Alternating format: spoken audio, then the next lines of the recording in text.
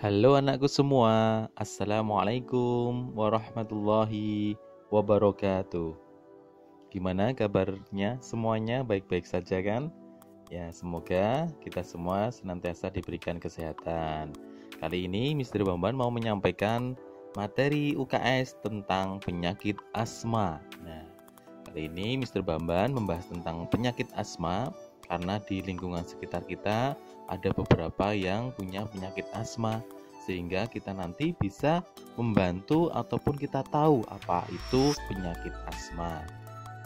Nah, asma adalah salah satu jenis penyakit yang ditandai dengan penyempitan dan peradangan saluran pernafasan, sehingga mengakibatkan sulit untuk bernafas ataupun sesak nafas.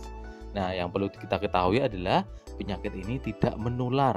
Jika dibiarkan akan mengalami penyempitan yang permanen. Nah, untuk gejalanya bagaimana? Ya, untuk gejalanya sering terjadi tekanan di dada ya, nyeri dada. Kemudian yang kedua, batuk-batuk, baik batuk kering ataupun batuk berdahak. Yang ketiga yaitu sulit bernafas, nafas biasanya pakai mulut, nafasnya pendek-pendek dan mengi. Mengi itu suaranya adalah nyik seperti itu. Kemudian yang keempat yaitu denyut jantung cepat. Yang kelima yaitu iritasi tenggorokan atau kegelisahan. Untuk penyebabnya, faktor pemicunya kecenderungan genetik, jadi diturunkan oleh orang tuanya, dan paparan lingkungan terhadap zat dan partikel yang dihirup seperti 1. Alergen dalam ruangan seperti debu, polusi, bulu hewan peliharaan dan lain sebagainya. Kemudian yang kedua yaitu alergen luar ruangan seperti jamur, serbuk sari, debu dan sebagainya. Kemudian yang ketiga dari asap rokok, kemudian dari udara dingin, yang kelima dari psikis yaitu emosi, takut, cemas dan lain sebagainya. Yang keenam yaitu obat-obatan, yang ketujuh kecapean dan yang terakhir adalah makanan tertentu. Kemudian tanda serangan asma yang perlu segera mendapat penanganan dokter karena sudah sangat mengkhawatirkan. Yang pertama yaitu apabila inhaler pereda tidak ampuh lagi mengatasi gejala. Nah, yang biasanya pakai inhaler langsung sembuh, maka pakai hand inhaler tidak bisa mengatasi gejalanya. Nah, itu sudah sangat mengkhawatirkan. Kemudian yang kedua yaitu gejala batuk ataupun mengi dan sesak nafas semakin sering dan parah. Nah, semakin sering dan juga semakin parah, batuknya ngigil sekali. Kemudian yang ketiga sulit berbicara, makan ataupun tidur. Nah, kemudian yang keempat yaitu bibir dan jari terlihat biru. Kemudian yang kelima denyut jantung meningkat. Yang keenam merasa pusing, lelah dan mengantuk. Kemudian yang ketujuh yaitu ekspresi panik ataupun gelisah meningkat.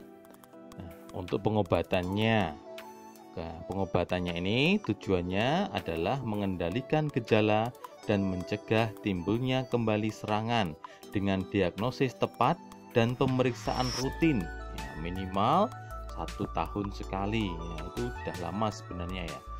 Yang pertama adalah inhaler pereda yang biasanya berisi obat terbutalin dan salbutamol. Kemudian yang kedua inhaler pencegah yang biasanya berisi obat budesonid, beclometasone, memotason, dan fluticasone. Yang ketiga yaitu obat oral seperti steroid, theophylline, ipratopium, dan lain sebagainya. Yang keempat yaitu pengobatan alternatif seperti obat herbal, akupuntur, terapi, dan lain sebagainya.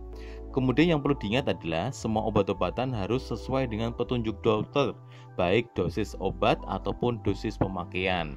Ya, simpan nomor telepon dokter yang terkait jangan lupa. Untuk selanjutnya yaitu pencegahannya. Yang pertama ya, yang jelas adalah hindari pemicunya ya. Pemicunya harus kita hindari. Yang kemudian yang kedua selalu membawa obat yang diresepkan dokter baik oral ataupun inhaler. Yang ketiga menggunakan obat pencegah penyakit asma seperti kortikosteroid dan bronkodilator sesuai resep dokter. Bentuknya ada yang berupa oral, dihirup ataupun disuntikkan. Keempat yaitu pakai pelembab udara di dalam ruangan. Tapi jangan lupa untuk selalu membersihkan alat ini sebelum dan sesudah dipakai. Jangan sampai malah menjadi sarang jamur ya. Kemudian yang kelima, berolahraga secara tepat, teratur dan tidak berlebihan. Tepat dalam arti olahraganya yang ringan-ringan saja, tidak yang berat-berat ya. Kemudian yang keenam, memakai masker di luar ruangan untuk menghindari debu dan polutan. Yang ketujuh yaitu imunoterapi ya. Dokter harus mempelajari alergen pemicu asma ya untuk kasus ini ya. Kemudian yang kedelapan yaitu rutin cek fungsi paru. Yang kesembilan, rutin membersihkan ruangan terutama tempat tidur. Yang terakhir yaitu mengelola stres dengan baik. Ya, ini adalah poster ya, gerakan masyarakat yang dikeluarkan oleh Kementerian Kesehatan Republik Indonesia. Nah, itu sudah diringkas di situ, faktor pencetus asma dan juga gejala-gejala asmanya seperti apa saja. Bisa dilihat dan juga bisa dipelajari. Nah, demikian ya yang dapat Mr. Bambang sampaikan. Semoga bisa bermanfaat ya. Sekali lagi, jaga kesehatannya. Semoga kita senantiasa diberikan kesehatan dan juga jangan lupa untuk bahagia, karena bahagia sangat penting untuk tubuh kita supaya kita senantiasa fit ya. Assalamualaikum warahmatullahi wabarakatuh.